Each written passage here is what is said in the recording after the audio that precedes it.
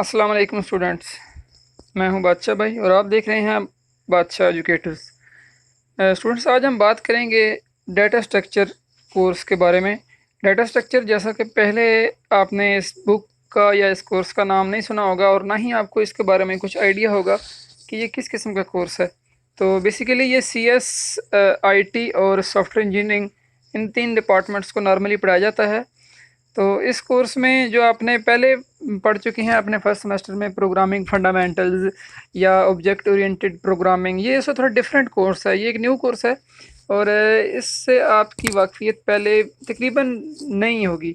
इसमें जो आपका पिछला पढ़ा हुआ सिलेबस है वो कम यूज़ होगा। इसमें जो बेसिकली चीज़ें यूज़ होंगी वो एक तो यूज़ होगा, एरेज वगैरह यूज़ हो जाएंगी, और दूसरी जो सबसे मेन चीज़ इसमें यूज़ होगी, जो आपने फर्स्ट सेमेस्टर में पढ़े थे, फंक्शन, PF का या प्रोग्रामिंग फंडामेंटल का सबसे एंड वाला टॉपिक था फंक्शन।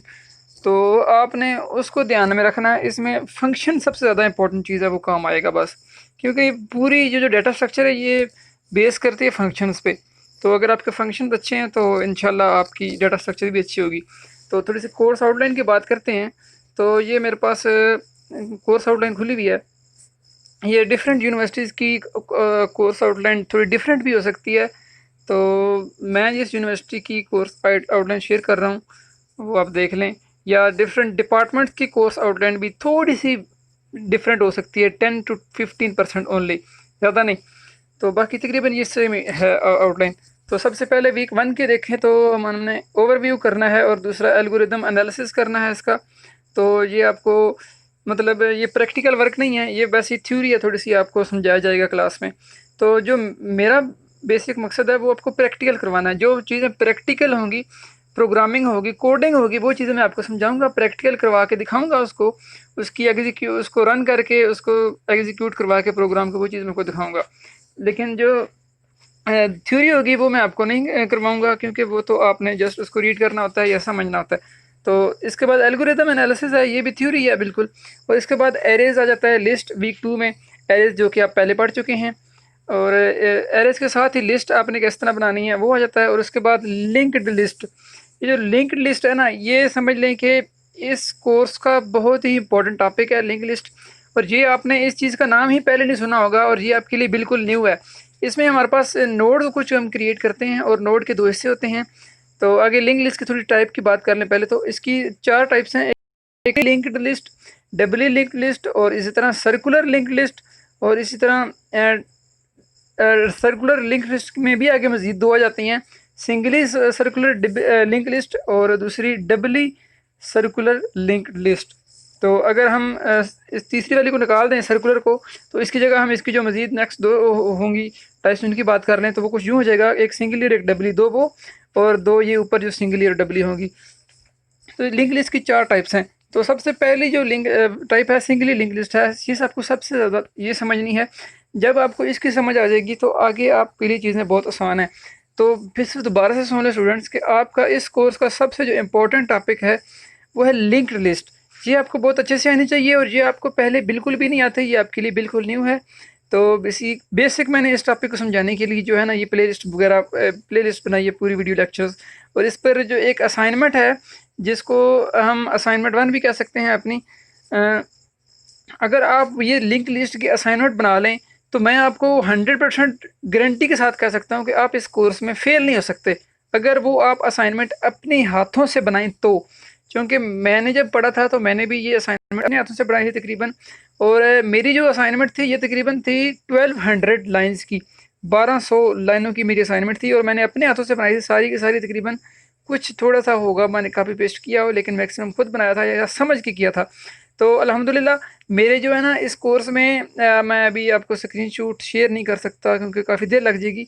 तो मेरे इसमें ना 86 मार्क्स थे डाटा स्ट्रक्चर में, 86 आउट ऑफ 100, और मेरा ए ग्रेड बन रहा था और 3.7 GPA बन रहा था अकॉर्डिंग टू माई यूनिवर्सिटी।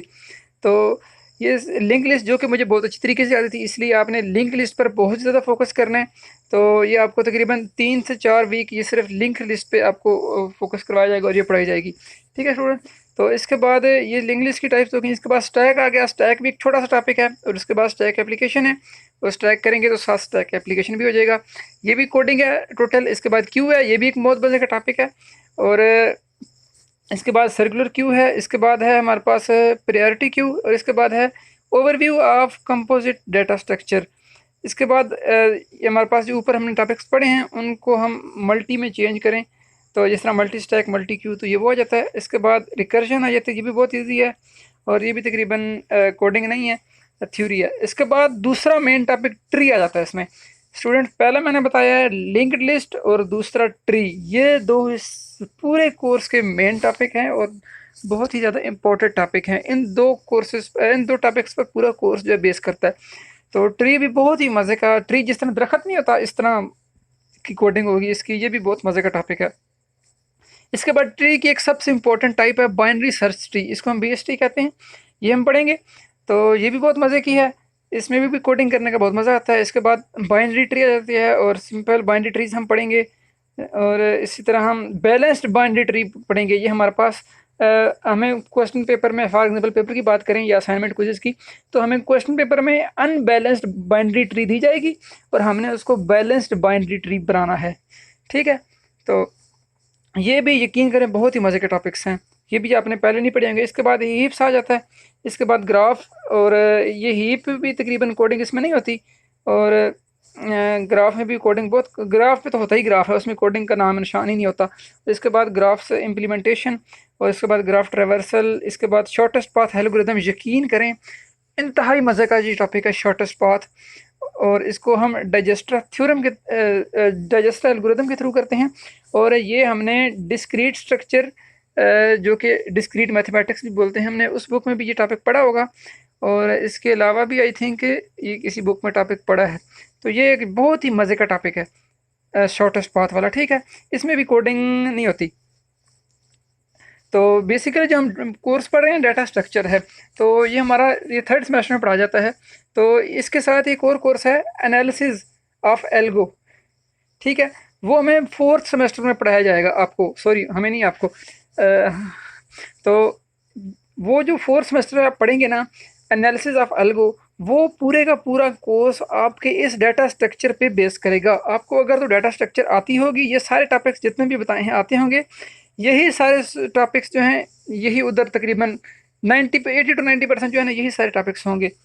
तो आपने लिहाजा इस जो कोर्स को है ना, इसको ध्यान से पढ़ना है, इसको अच्छे से पढ़ना है। तो इसके बाद सार्टिंग आ जाएगी। सार्टिंग आप सिंपल सार्टिंग करते हैं, तो इसकी काफ़ी सारी टाइप्स हैं, इंसर्शन सार्ट, सिलेक्शन सार्ट, मर्ज सार्ट, ये भी मज़े की हैं। इसके बाद क्विक सार्ट होगी, या बकेट सार्ट, रेडिक सार्ट। इसके अंदर और होती है एक बबल सार्ट होती है, वो इधर नहीं लिखा हुआ, वो भी बहुत मज़े की है। इसके बाद हैश टेबल्स आ जाते हैं, और ये हमारा कोर्स आउटलाइन ख़त्म हो गई। तो स्टूडेंट्स, ये बेसिकली आपको बताने का मकसद था कि ये आपकी कोर्स आउटलाइन है। और स्टूडेंट्स को, चूँकि ये बुक ये कोर्स एक न्यू है स्टूडेंट्स के लिए, यूनिवर्सिटी स्टूडेंट्स के लिए, और ये आप लोगों ने पहले नहीं पढ़ा होता, तो इसके लिए आप को काफ़ी इसमें मेहनत दरकार होती है।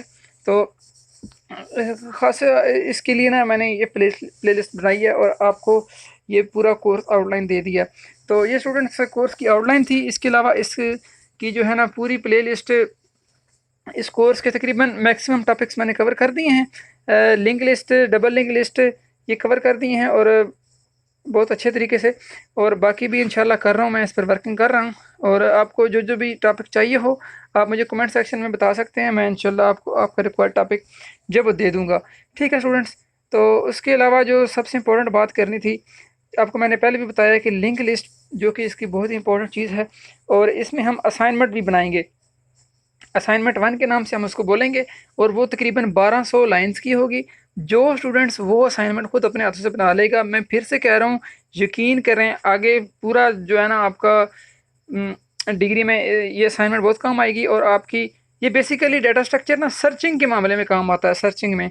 तो अगर आप खुद अपने हाथों से करेंगे तो वेल एंड गुड, ये आपके लिए बहुत अच्छा है। मैंने खुद जब ये कोर्स पढ़ा था, तो मैंने अपने हाथों से लिखी थी। तो अभी मुझे एलएमएस खोलने में टाइम लग जाएगा, और यहाँ पर तो इसलिए मैं आपको दिखा नहीं सकता। नहीं तो मैं आपको ये सच बोल रहा हूँ कि मेरे 86 पॉइंट समथिंग मार्क्स थे मेरे इस कोर्स में। तो आप भी इंशाल्लाह, आपके भी इतने मार्क्स आ सकते हैं। खूब मेहनत करें और स्टार्ट करें। और किसी भी किस्म की कोई भी क्वेश्चन हो तो वो आप कमेंट सेक्शन में पूछ सकते हैं। इसके अलावा जो आगे आपको वीडियोस प्लेलिस्ट में नज़र आ रही हैं, अगर प्लेलिस्ट नज़र नहीं आ रही, आपको नहीं मिली, तो आप चैनल में प्लेलिस्ट पे जाएं तो उधर आपको डाटा स्ट्रक्चर कोर्स के नाम से प्लेलिस्ट मिल जाएगी। अगर फिर भी ना मिले तो इसी वीडियो के डिस्क्रिप्शन में जाएं, वहाँ पर देखें, वहाँ पर आपको प्लेलिस्ट इसकी मिल जाएगी। जी, इसके अलावा अभी हम सिंगल लिंक लिस्ट की तरफ इंशाल्लाह आते हैं। ठीक है स्टूडेंट्स, तो अपना ख्याल रखिएगा, खूब मेहनत करें, दिल लगा कर पढ़ें, पाकिस्तान को रोशन और कामयाब तरक्की याफ्ता मुल्क बनाने के लिए पढ़ें, अपना और अपने घर वालों का ख्याल रखें। अल्लाह हाफिज़।